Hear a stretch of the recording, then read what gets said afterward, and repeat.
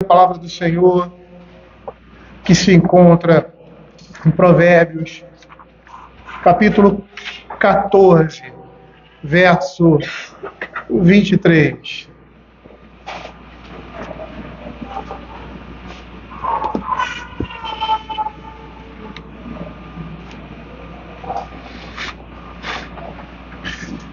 Capítulo 14, verso 23.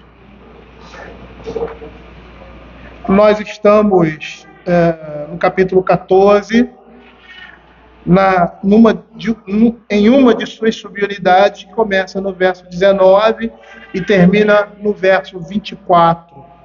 Nós vimos que o livro de Provérbios ele é dividido, os capítulos são divididos em unidades e subunidades, onde eles apresentam uma temática, e essa temática ela se desenvolve, se desenrola em subtópicos. E o tema principal do capítulo 14 é vivendo em santidade. O verso 23 diz assim: em todo trabalho aproveito, meras palavras, porém, levam à penúria.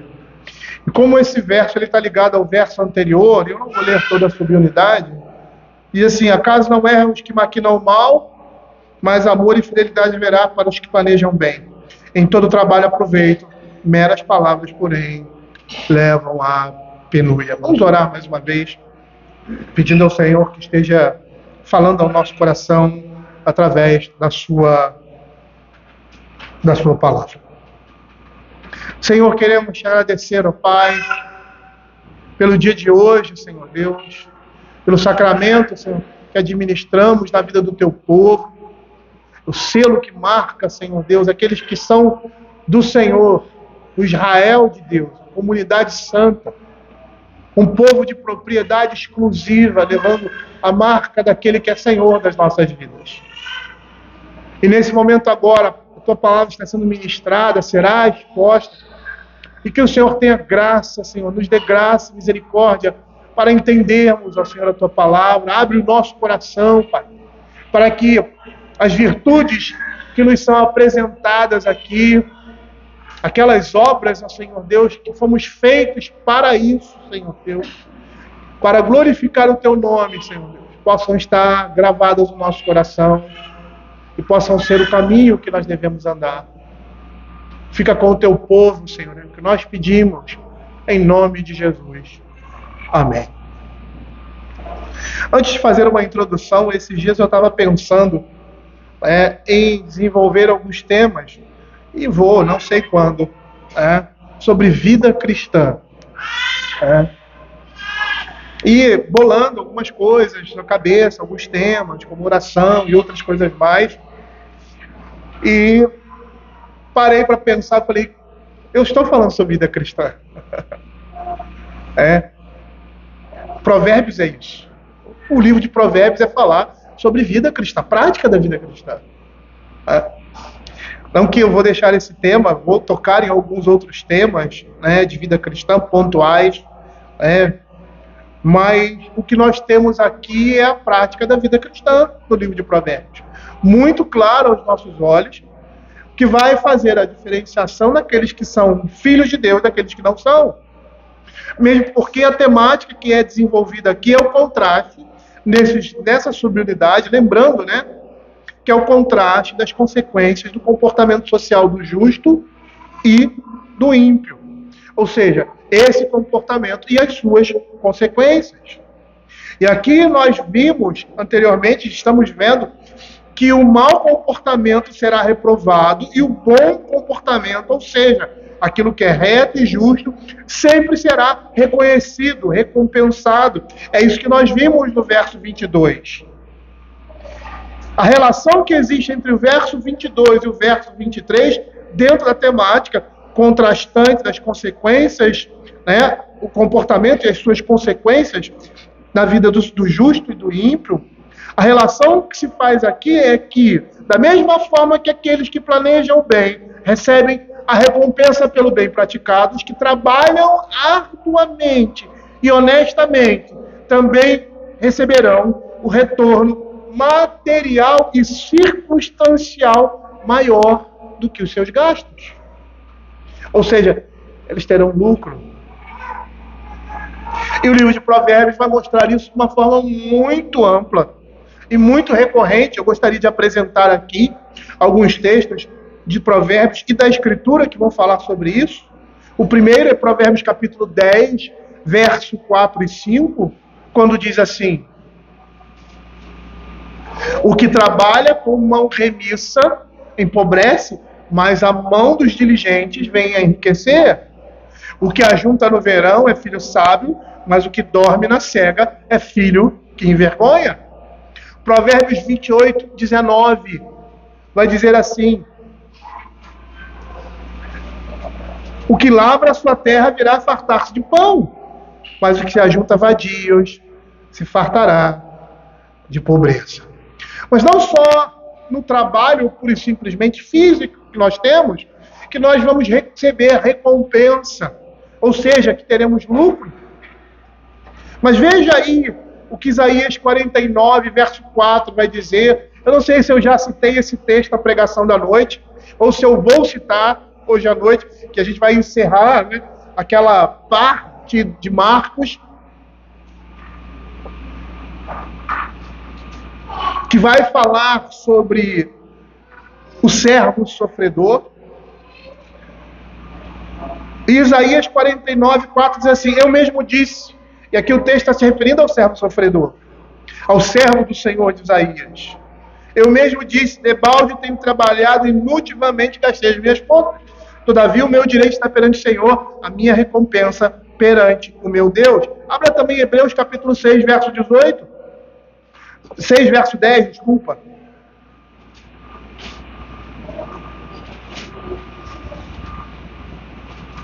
Veja o que a Escritura vai dizer: porque Deus não é injusto para ficar esquecido do vosso trabalho e do amor que evidenciaste para com o seu servo, para com o seu nome, pois servistes e ainda servis ao santo. Ou seja, esse trabalho que traz recompensa não é somente o trabalho físico, se refere também ao trabalho por uma comida que não perece. Como o Senhor Jesus disse certa vez, para aquelas pessoas que estavam indo atrás dele, ele disse: olha, vocês não devem me procurar porque eu multipliquei os pães. Vocês devem me procurar não pela comida que perece, mas aquela que permanece para a vida eterna.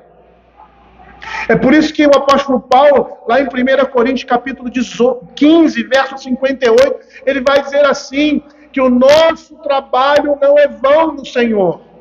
Ou seja, não somente o nosso trabalho físico, mas o trabalho que nós empreendemos na nossa vida diariamente para a salvação, ou seja, na vida eterna, que nós temos essa vida eterna, que nós temos essa salvação, esse trabalho, o nosso esforço na luta contra o pecado, também terá lucro, recompensa da parte do Senhor. É interessante nós percebermos, dentro desse contexto, que a Escritura nos garante que Deus, nos mostra que Deus garante o retorno de nosso trabalho em meio à maldição do pecado. Nós estamos vivendo em meio à maldição do pecado. Nós somos filhos do pós-queda. E estamos vivendo em meio à maldição do pecado.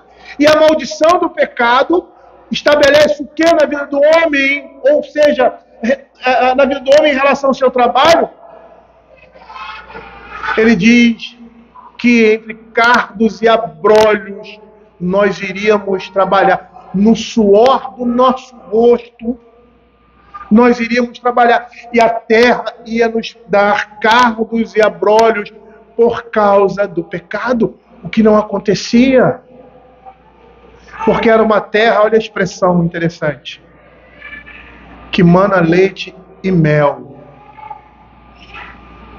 Antes da queda era uma terra que manava leite e mel, ou seja, plantando, tudo se dá. O homem tinha 100% do retorno do seu trabalho. Mas depois da queda, por causa do pecado, O homem iria trabalhar duro, mas não iria receber o retorno de suas atividades. Porque juntamente com isso viriam os cargos e as glórias. Mas a Escritura nos garante o retorno do nosso trabalho em meio à maldição do pecado, e em especial aqueles que são dele. O Salmo 127, abra aí, verso 3, e o Salmo 128, eles vão falar sobre isso. O Salmo 127 vai dizer assim, do verso 1 até o verso 2. Se o Senhor não edificar a casa, em vão trabalhos que edificam. Salmo 127.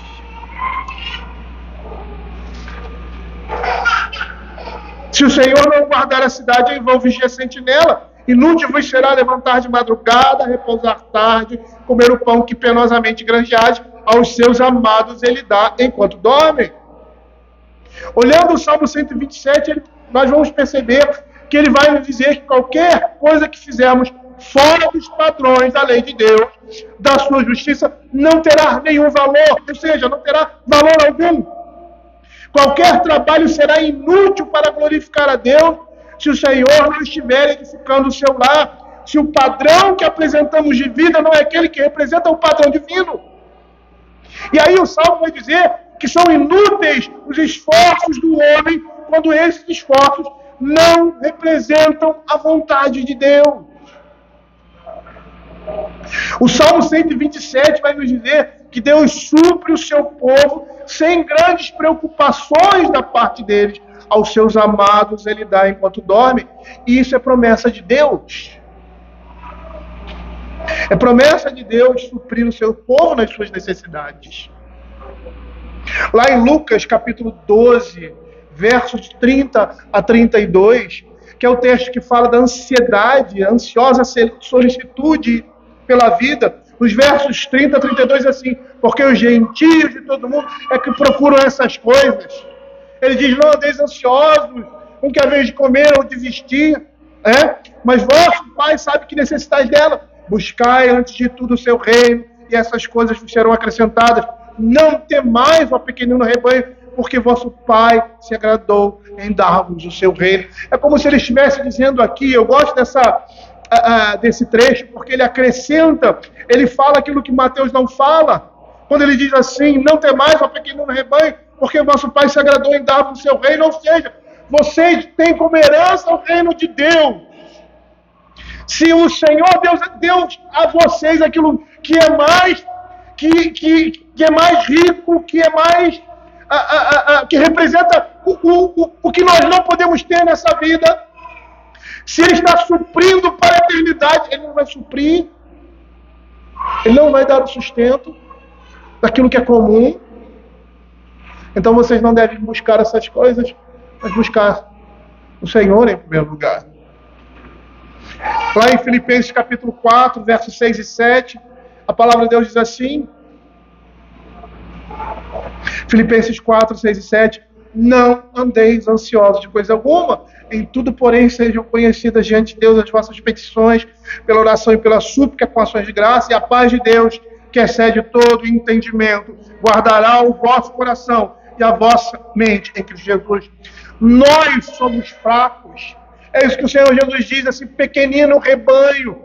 A nossa fragilidade é demonstrada nesse mundo. É nós olharmos para nós mesmos e nós vamos perceber essa fragilidade. Mas nós não estamos abandonados, nós não somos órfãos. Nós temos Deus como Pai. E é esse Deus que promete nos dar o sustento no tempo devido.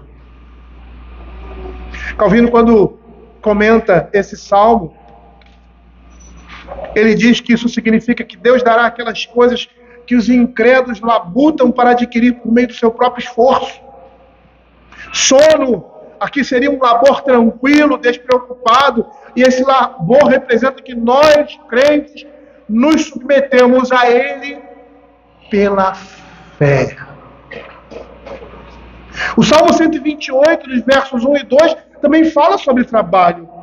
Fala dessa promessa de Deus, quando diz assim: bem-aventurado aquele que teme ao Senhor e anda nos seus caminhos.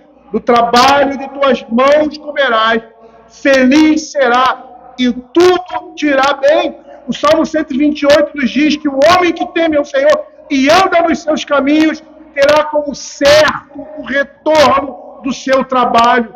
E trabalho aqui é trabalho árduo. A palavra trabalho aqui tem o sentido de um trabalho árduo, de um trabalho duro, pesado. E isso o Senhor nos promete como consequência de uma vida que glorifica o nome do Senhor.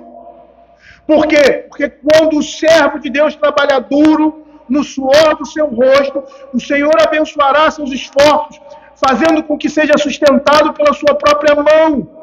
Na visão do salmista, trabalhar duro é uma bênção de Deus, e somente dessa forma seu trabalho será abençoado. Algumas pessoas acham que a maldição da queda foi com relação ao trabalho duro. Não. Antes da queda, o homem deveria também trabalhar duro, só que ele não era preguiçoso, naturalmente. Trabalho duro para ele era um prazer. A maldição da queda foi que, trabalhando duro, o homem não iria receber 100% do seu trabalho. Porque teriam os cardos e abrolhos. E perceba o que esse salmo e o que Provérbios vai dizer. Que o justo diligente, ou seja, que o homem diligente em seu trabalho, demonstra o temor do Senhor em seu coração, andando na lei de Deus. E mais uma vez, eu vou pegar aqui um comentário de Calvino sobre esse verso. Ele diz assim: devemos nos contentar com a certeza de que seremos mantidos conveniente pelo labor de nossas próprias mãos, assim como lemos em Salmo 34:10, que diz assim: os leõezinhos sofrem necessidade e passam fome, porém os que buscam o Senhor, bem nenhum lhes faltará. Continuando ele, Calvino diz que mesmo nesta peregrinação e curta jornada, os servos do Senhor desfrutarão de uma vida feliz à medida que a condição do mundo permitir.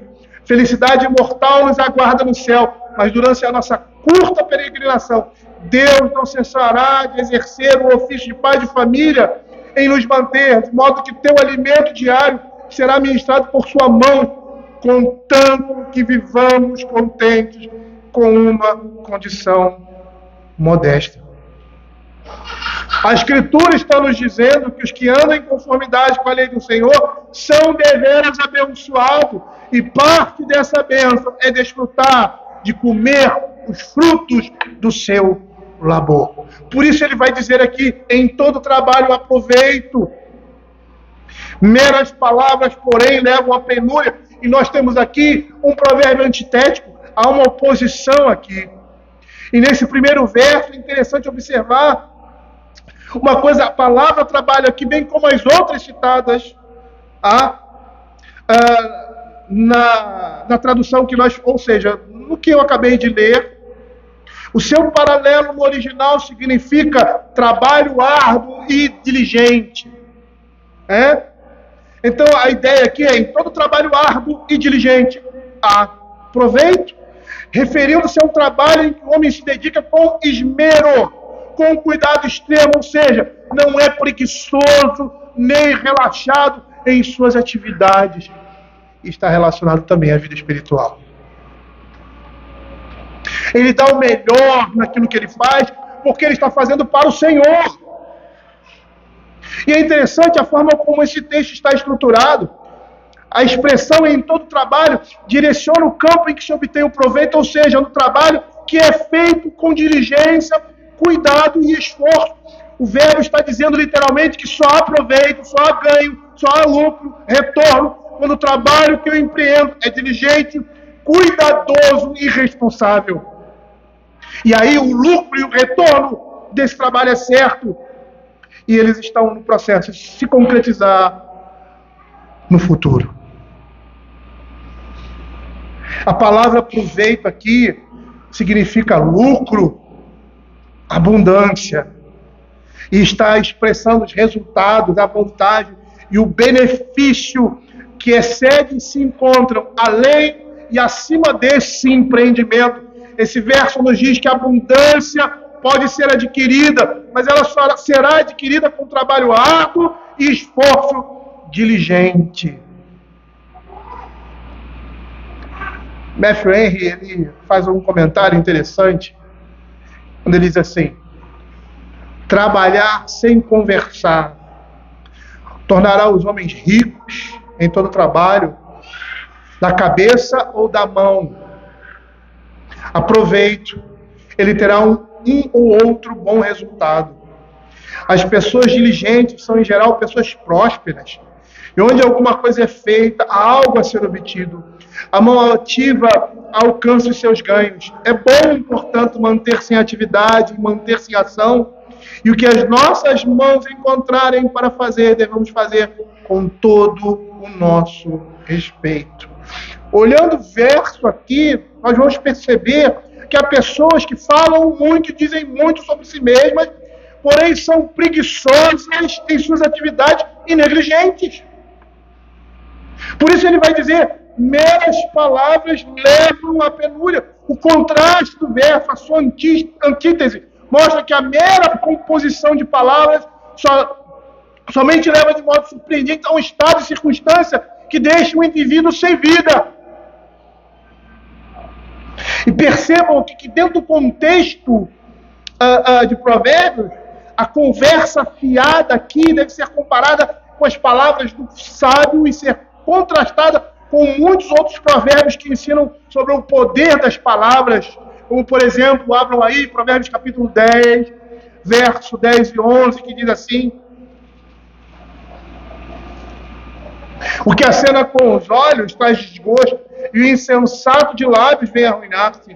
A boca do justo é manancial de vida, mas na boca dos perversos mora a violência.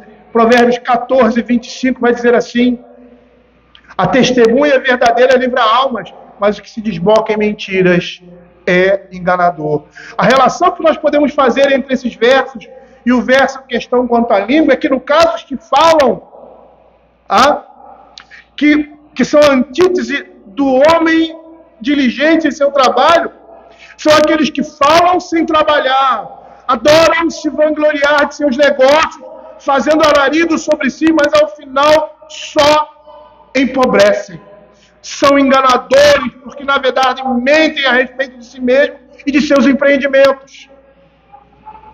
São preguiçosos, vivendo à custa dos outros, ou seja, de oportunidades que aparecem e se vão, nada que seja constante ou duradouro. E eu me lembro, quando eu era militar, que muitos colegas falavam e gostavam de falar muito, principalmente na frente dos seus superiores. E até faziam algumas coisas, mas faziam somente para aparecer. Quando tinham oportunidade de se esquivar, eram chamados os moita, ou os moitas. Ele se escondia. Muita gente que é assim, fala, mas na realidade são pessoas preguiçosas. A nossa sociedade, infelizmente, nossa cultura é assim, não é uma cultura de trabalho, é uma cultura de emprego. Eu quero um emprego. Ou seja, eu quero trabalhar pouco e ganhar muito. E a gente até chega nesse patamar. Muitos chegam nesse patamar. Mas por quê? Porque percorreram uma longa estrada. E aí chegam em uma situação em que o seu trabalho físico ou mental é diminuído porque está acima de outras pessoas. A responsabilidade é maior. Eles não estão começando, mas estão terminando uma jornada. Mas a mentalidade do brasileiro é essa. Eu quero trabalhar pouco, melhor, nem trabalhar, e quero receber. A Escritura vai dizer que isso é pecado. contraria a lei de Deus. Matthew Henry diz o seguinte sobre esses homens: falar sem trabalhar tornará os homens pobres. Os que adoram se vangloriar de seus negócios e fazer alarido sobre eles, e que perdem seu tempo em tagarelices, em contar e ouvir novidades, como os atenienses, e sob o pretexto de se aprimorar pela conversação, negligenciam a obra de seu lugar, de sua época, desperdiçam o que têm, e o caminho que tomam leva a penúria, e nele terminará. A estrutura frasal aqui desse verso representa uma metáfora que aponta para uma jornada que leva a um objetivo. Em todo trabalho há proveito. Meras palavras, porém, levam à penúria. É interessante porque no primeiro verso a ideia é essa também, de condução, de levar. O verbo levar aqui, ele tem uma conotação de movimento, e a gente poderia fazer uma tradução mais explicativa, que seria assim: em todo trabalho árduo, diligente, aproveito, mas a conversa fiada leva apenas à escassez, ou seja, à pobreza. Essa expressão apenas aí, que foi omitida aqui nessa tradução, está restringindo o que vem vem antes para a conclusão subsequente. Na tradução aqui, a ideia é que conversa fiada conduz apenas, somente à pobreza, somente à escassez. Nessa tradução nós temos a mesma ideia que se faz presente por meio da oposição, ou seja, as muitas palavras ou o palavrório daquele fanfarrão que se vangloria em seus empreendimentos deveria redundar em alguma coisa, mas ao contrário disso, são palavras apenas que levam à pobreza, à penúria. E a expressão aqui significa necessidade, indicando a falta de um estado, de circunstâncias e de oportunidades necessárias para a vida. Esse versículo nos mostra que a justiça do justo se manifesta no seu dia a dia, em seu comportamento, na sua lida com o trabalho, na diligência do trabalho, em sua dedicação, em seu empenho. Um homem demonstra a sua fé. Abre Efésios capítulo 6, versos de 5 a 8. Veja o que o apóstolo Paulo vai falar sobre isso. É lógico que Paulo aqui é mais abrangente. Ele diz assim: quanto a vós outros, servos, obedecei ao vosso Senhor, segundo a carne, com temor e tremor, na sinceridade do vosso coração, como a Cristo, não servindo à vista como para agradar ao homem, mas como servos de Cristo, fazendo de coração a vontade de Deus, servindo de boa vontade como ao Senhor e não como a homens, certos de que cada um, se fizer alguma coisa boa, receberá isso outra vez do Senhor, quer seja servo, quer seja livre. Abra Colossenses capítulo 3, versos 22 a 25, que é um texto paralelo a esse. Ele vai dizer assim: servos, obedecei em tudo ao vosso Senhor, segundo a carne, não servindo apenas sob vigilância, visando tão somente agradar homens, mas em singeleza de coração, temendo ao Senhor. Tudo quanto fizerdes, fazei de todo o coração, como para o Senhor e não para homens, cientes de que recebereis do Senhor a recompensa e herança. A Cristo, Senhor, é que estáis servindo, pois aquele que faz injustiça receberá em troco a injustiça feita. E nisto não há acepção de pessoas. Ou seja, ele está dizendo que o trabalho daquele enrolão, daquele homem que não é diligente, que não é cuidadoso com aquilo que ele faz, é injustiça, é pecado. Hugh Latimer, não sei se essa seria a tradução correta, bispo e pregador anglicano do século XVI, fazendo um comentário desses versos de Paulo, ele diz assim: é um bom servo aquele que não trabalha apenas para ser visto. Há alguns servos que cumprem seus deveres enquanto seu senhor está por perto, mas logo que ele vai embora, param de trabalhar. A ele eu digo: cuidado, pois embora seu senhor terreno não veja, seu grande mestre, Deus o vê e o punirá. A Escritura está nos mostrando que a única forma de termos algo em abundância, com a bênção de Deus, é por meio do trabalho duro. E essa é uma característica daqueles que são justos, de um comportamento justo. A preguiça e a indolência são instrumentos de uma mente pervertida e pecaminosa. Querer ficar suprido sem trabalhar é pecado. O verso está nos dizendo que é por meio do trabalho duro, dedicado, seja esse físico ou mental, é que vamos conseguir suprir nossas necessidades. E Paulo vai ainda mais quando ele diz que o homem que não quer trabalhar, ou seja, o preguiçoso, não deve comer. Lá em 2 Tessalonicenses 3,10, ele diz assim: porque quando ainda convosco vos ordenamos isto, se alguém não quer trabalhar, também não coma. Se alguém se recusa a trabalhar, não devemos suprir suas necessidades, ou seja, que ele enfrente a fome. É isso que Paulo está dizendo. Por quê? Porque aqueles que andam desordenadamente dentro desse contexto, ou seja, querem comer, mas não querem trabalhar, querem ter, mas não querem trabalhar. É isso que andar desordenadamente. Devem aprender a trabalhar para o seu sustento, não vivendo da caridade alheia, mas trabalhando honestamente. É o contexto de 2 Tessalonicenses 3:10, 11 e 12, diz assim: pois de fato estamos informados de que há entre vós pessoas que andam desordenadamente, não trabalhando. Quem não trabalha vai fazer alguma coisa no lugar do trabalho. Ninguém fica à toa, ou seja, sem uma atividade. Aqui Paulo está mostrando, esses que não estão trabalhando estão se metendo na vida dos outros. A elas, porém, determinamos e exortamos no Senhor Jesus que, trabalhando tranquilamente, comam o seu próprio pão.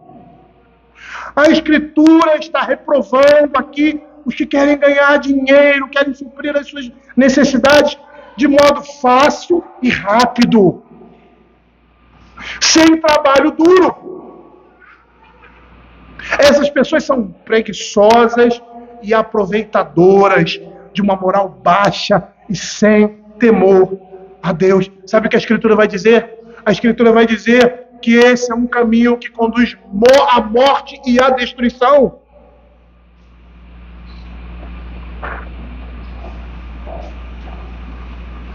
Em linhas gerais, estamos vendo que Provérbios nos diz que o mau comportamento será reprovado e o bom comportamento, ou seja, aquilo que é reto e justo, sempre será reconhecido e recompensado por Deus.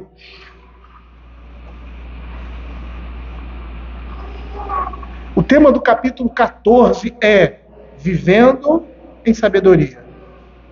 E nesses versos finais, porque essa subunidade termina no verso 24, nós estamos vendo as caracterizações e as consequências contrastantes de um comportamento social que representa a sabedoria divina em contraste com o modo de vida de um homem perverso que não tem o temor do Senhor.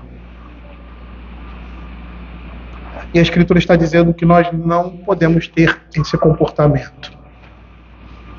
Apesar de esse ser o desejo da nossa carne,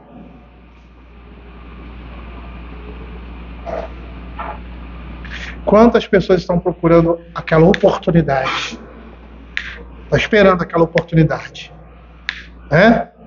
Esses que estão esperando essa oportunidade, quando a verdadeira oportunidade vem, eles perdem.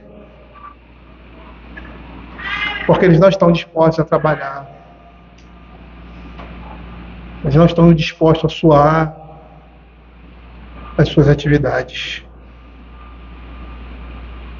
Quando a gente fala assim, parece que a gente está alcançando um nível de pessoa acima de 18 anos, porque são pessoas que trabalham, né? Eu sou professor e eu canso de dizer, eu acho que eu falava isso para os meus filhos também, com certeza, né? Costume de casa vai à praça. Que estudar também é um trabalho. Vocês aí que estão em época de estudo, adolescentes, jovens, né, que ainda não estão no mercado de trabalho, mas estão estudando, precisam encarar o estudo como trabalho. Porque o estudo é um trabalho. E é tão interessante, porque eu digo para minha esposa assim, eu poderia ficar 30, 40 anos trabalhando como professor porque eu gosto da aula. E quando você dá aula, você cresce também. Mas eu não aguento nem mais 2 anos. Porque eu não dou aula.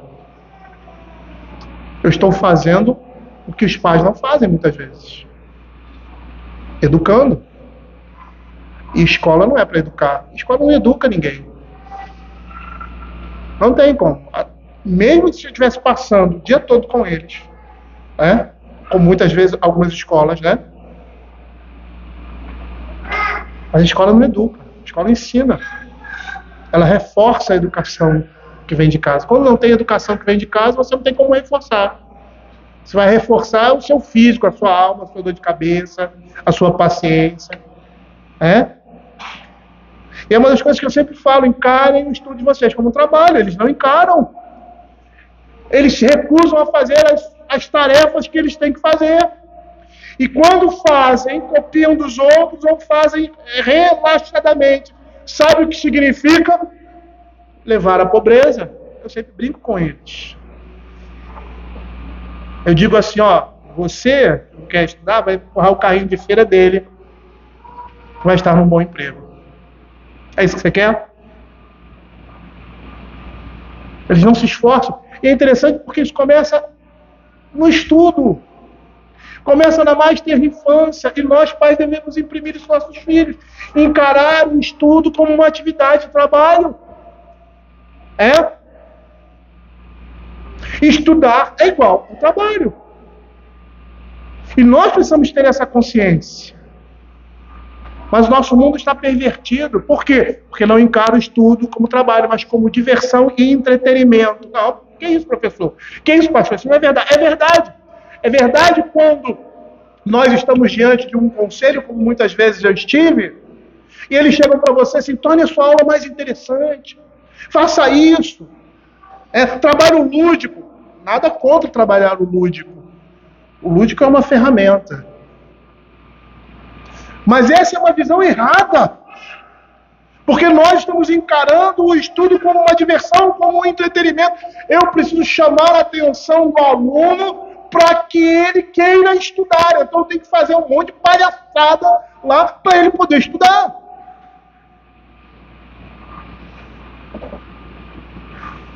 E existem, lógico, atividades que você faz em sala de aula que são prazerosas, mas o estudo em si é o labor de você sentar, ler, estudar, pesquisar. Tem gente que tem prazer nisso. Eu tenho prazer nisso. Mas tem muita coisa que eu faço que eu não gosto. Não na teologia, mas em outras áreas, como na minha área de língua portuguesa. Eu não gosto de estudar isso aqui, mas eu vou estudar, eu tenho que estudar, tenho necessidade disso.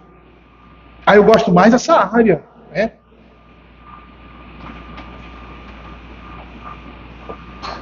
Mas nós não podemos levar a nossa vida dessa forma, porque o trabalho é duro, é árduo. E aquilo que é prazeroso para nós, muitas vezes vai tornar um peso. Eu sei que grande parte das pessoas escolhe a sua profissão por aquilo que gosta, por a sua vocação, e se cansa. Essa é a mentalidade. Essa é a mentalidade que nós estamos vendo aqui sendo reprovada na Escritura. E sabe onde isso vai levar? Aonde, melhor dizendo, isso vai levar? A penúria, a pobreza. Porque é um caminho de morte, é um caminho de destruição. Mas o crente, o crentinho, criança, desde pequeno precisa entender que nas suas atividades, ou seja, no estudar, ele está trabalhando e fazendo isso para o Senhor. Essa deve ser a nossa mentalidade. Porque uma criança que não é dedicada aos estudos, Uma criança, e eu não estou dizendo que gosta de estudar, não, porque adolescente nenhum gosta de estudar. Já fiz uma pesquisa. Ninguém, adolescente não gosta de estudar. Eu era um adolescente meio desviado dessa roda. Eu gostava de estudar. Não tudo, mas gostava de estudar. Mas geralmente o adolescente não. Mas não precisa gostar, ele precisa aprender aquilo que é necessário. E quando ele começar a se envolver, ele vai gostar daquilo que ele vai fazer. Como a leitura. Muitos crentes que não gostam de ler. Vou usar uma expressão militar. O crente que não gosta de ler está morto. Está morto.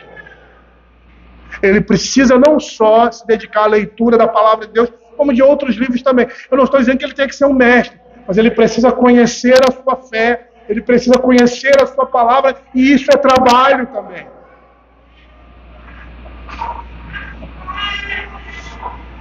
Muitas vezes, eu, por exemplo, não era muito dado à leitura, comecei a gostar a ler, porque comecei a ler determinadas coisas que me encantavam.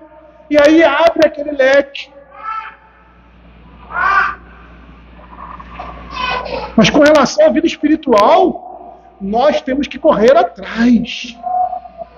Ler a palavra de Deus, trabalhar na leitura da palavra e em livros que possam nos orientar com relação à nossa vida cristã, meus irmãos. Porque eu vou dizer uma coisa para vocês, a igreja é extremamente importante na vida cristã, uma boa pregação, um bom estudo, uma igreja que se preocupa com o estudo e o conhecimento da palavra de Deus e oferece aos seus crentes, mas se eles não se dispuserem a buscar por si mesmo o caminho do Senhor, a trabalhar arduamente para a sua vida espiritual, isso não terá proveito algum na vida deles. Eu vejo alguns crentes que dizem assim: eu não gosto de ler, eu não sou de ler muito. Você pode até não ser de ler muito, mas leia aquilo que é necessário para você conhecer mais o Senhor. Trabalhe pela sua vida. Como o Senhor Jesus diz, trabalhe por uma comida que não perece. E essa comida é a palavra de Deus. Na nossa diligência, na nossa preocupação, no nosso envolvimento com as nossas atividades regulares, nós estamos mostrando o temor a Deus. E estamos glorificando o seu nome. Lembre disso. Vamos orar.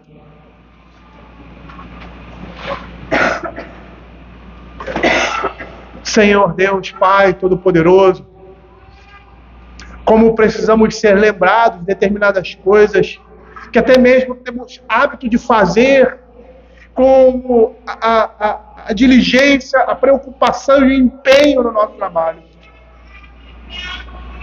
E que muitas vezes no dia a dia, as circunstâncias do nosso dia, dos nossos dias, nos levam a ter um comportamento diferente, mas não deve ser assim.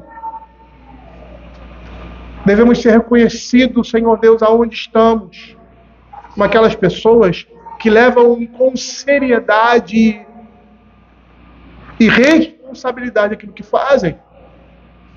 Isso não só na vida secular, não só no trabalho secular, mas também, Senhor Deus, na dedicação e na diligência do serviço ao Senhor. Porque como a palavra do Senhor mesmo diz, o nosso trabalho não é vão. Que o Senhor esteja nos dando graça, Senhor, e nos lembrando dessas coisas, ó Pai, para que o Teu nome, para que as virtudes de Cristo sejam, Senhor, apresentadas em nossa vida. Que o Senhor tenha misericórdia do Seu povo e que possamos brilhar a luz do Evangelho de Cristo em nós. É o que nós pedimos, em nome de Jesus. Amém.